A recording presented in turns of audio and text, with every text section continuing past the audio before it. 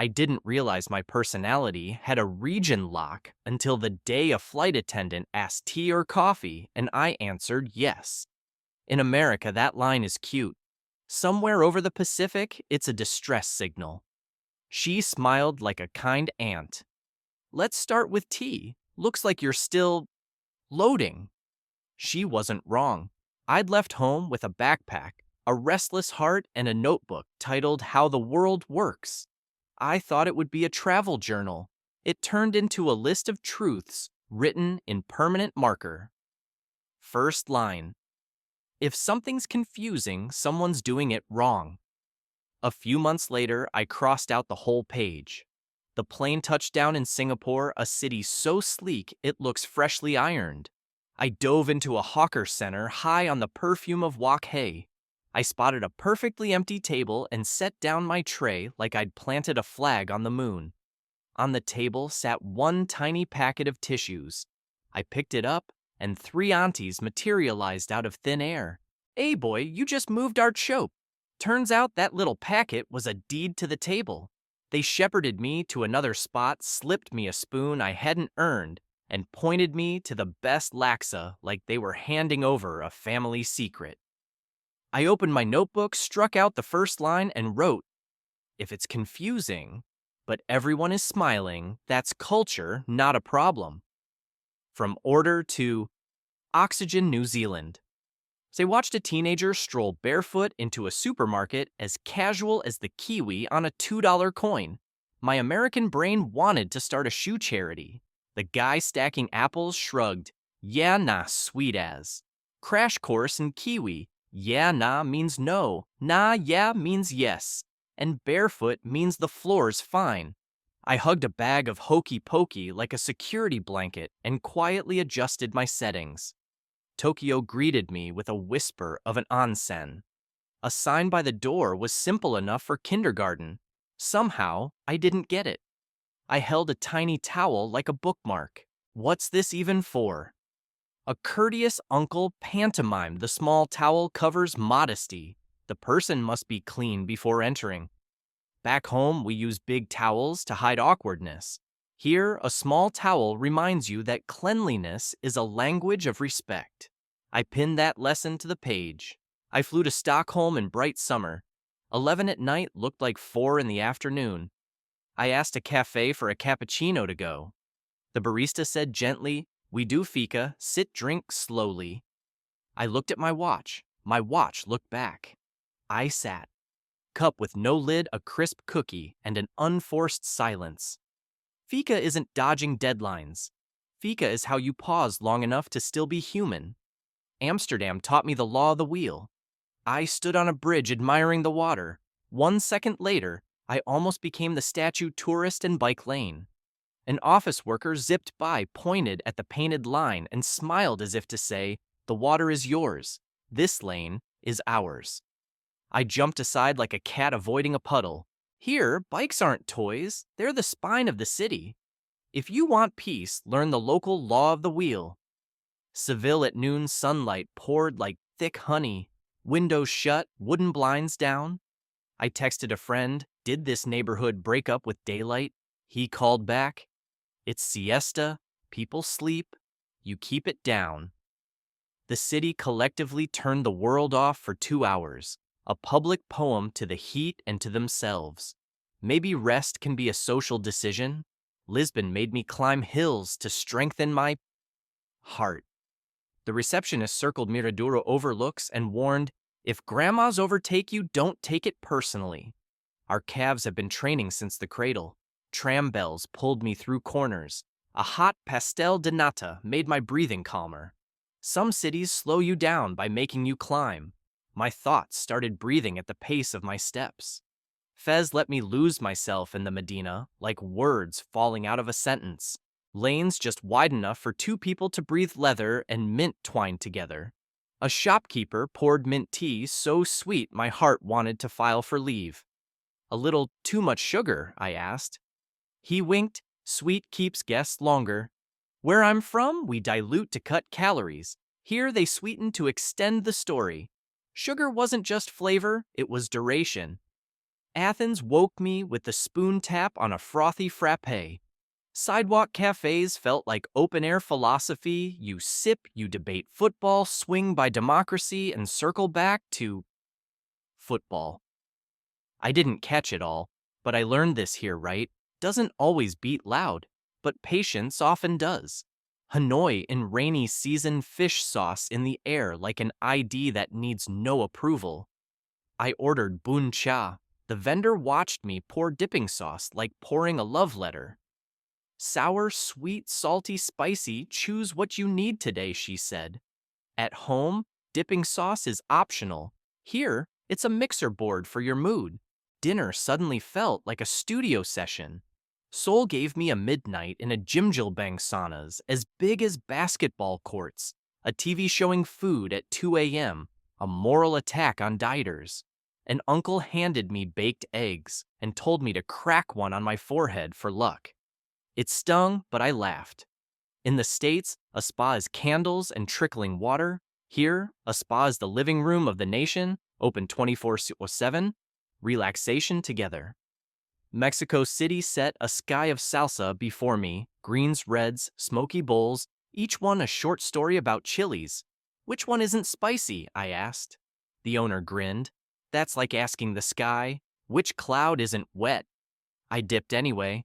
60 seconds later, I could see into my past lives. He passed me lime. In this world, a small sour thing can save the whole meal. Munich taught me fan bottle deposits. I fed empties into a machine. It burped like praise and spit out a voucher.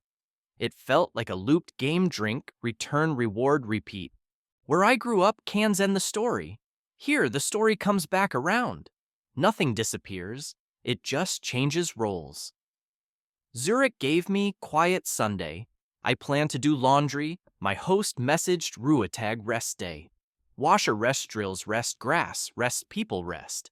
I stared at the clothes like a relationship with mismatched calendars. Fine. I walked the lake. The city reflected like a mirror. Maybe calm survives here because even stillness is scheduled. Hyderabad turned my right hand into a VIP. A thali tray arrived like a compass for the tongue. I tried eating with my hand clumsy as a first grader. A man beside me tipped my wrist so the rice and curry hugged. Eat this way to talk to the food, he said. Some cultures find cutlery a bit noisy. Jordan invited me to Mansaf rice lamb jamid on a big shared tray. People ate with their hands. We all touched the same dish to remember we share the same story, someone said. No wonder so many places call meals a small household altar. Dublin brought a man with a bodhran in a pub. Do you want to order your beer by name or by story? He asked. I picked story. He listened to my travels, then poured a stout as dark as night. Drink slow, let the story build its head. Toronto ran on sorry like social lubricant. I asked directions. A woman helped thoroughly, then apologized for interrupting. A man nearby apologized for overhearing. I laughed. Here sorry isn't just fault. It keeps the gears of talk spinning smoothly. Back in Istanbul, not for carpets this time, but for Nazar Bonkuk, the blue-eye charm. An old woman tied a tiny bead to my wrist.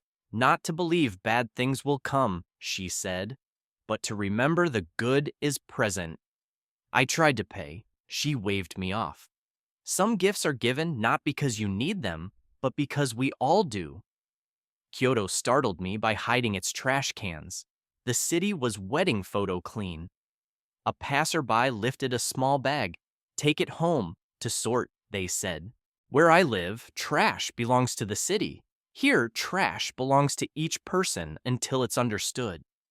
I tucked an empty bottle into my backpack and felt slightly older in the best way. One lap around the planet later, I was back in Singapore to change planes. Same hawker clang and chatter. I spotted a tissue packet on a table and gave it a neighborly nod. Maybe I imagined it, but I swear it nodded back. I chose another table and another seat inside myself. I wish I could say I never messed up again. I did. I still talked too fast where quiet was holy, too slow where the air wanted laughter. I still mistook hospitality for transaction rules, for rudeness, difference for danger. But I wrote new lines. Ask first, how do people usually do this here? Read the icons, the tiny ones. Assume kindness before conspiracy. If you're confused and everyone's smiling, you found culture. Smile back. That evening, I laid out a small table, not a feast, just a collection of edible lessons, a bowl of fish sauce I mixed to match my day, a little saltier, because I felt steadier, a few lime wedges for emergency rescues, a hot lidless cup of tea so time could sit down, and a small folded towel, not to reserve a seat, but to remember that little things can protect big things. I raised my cup, not clinking at random. I've learned in some places, order is the soul of a toast. I spoke softly in the language I've been learning from distant streets. Thank you for teaching me to tread lighter in someone else's world. That night, I dimmed the lights until the room looked like it knew secrets. Opened the window to let the city flow in, and opened my notebook, now as thick as a passport, to write a summary with no chapters time. Some places measure it in minutes, some in courses served, some in who has arrived. Space. Sometimes the chair is mine. Sometimes the chair belongs to a tissue packet. Sometimes the chair is just a reason to sit close. Cleanliness. Sometimes clean is municipal work. Sometimes it's each person keeping the empty bottle until it's sorted right. Respect. Sometimes respect is saying a lot. Sometimes it's saying just enough.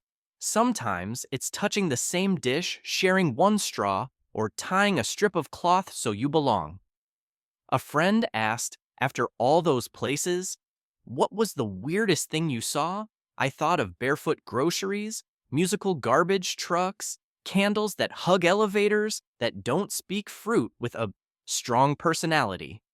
I started to say nothing was weird, then corrected myself. Plenty was strange to me, but strange stopped meaning wrong. I flipped to page 1 and showed him the crossed out line. If something's confusing, someone's doing it wrong. Turns out I said confusion is an invitation. The universe tapping your shoulder to ask if you'd like to be a student again. He laughed. So? Did you pass? I remembered the hawker aunties, the pub elder, the Jim Jill Bang uncle, the Balinese gatekeeper tying the cloth, the Istanbul grandmother with the charm, the Belfast granny tracing a cue in the air. I'm still enrolled, I said, but I've learned to take notes. Before sleeping, I set a small tissue packet on my kitchen table, not to reserve it, but to remember this: the world isn't a mirror for me. It's a map that teaches me to fold myself so I'll fit inside someone else's backpack. I folded the tiny towel, humility small enough to carry, big enough to cover just the pride that blocks our view. So tomorrow, if anyone asks, what's the standard? I'll invite them to sit. I'll pour tea. I'll tell a story. And if they're still confused, I'll hand them the little towel. Not to hide anything, but to open something: humility that's small enough for anyone to carry and large enough for us to see each other.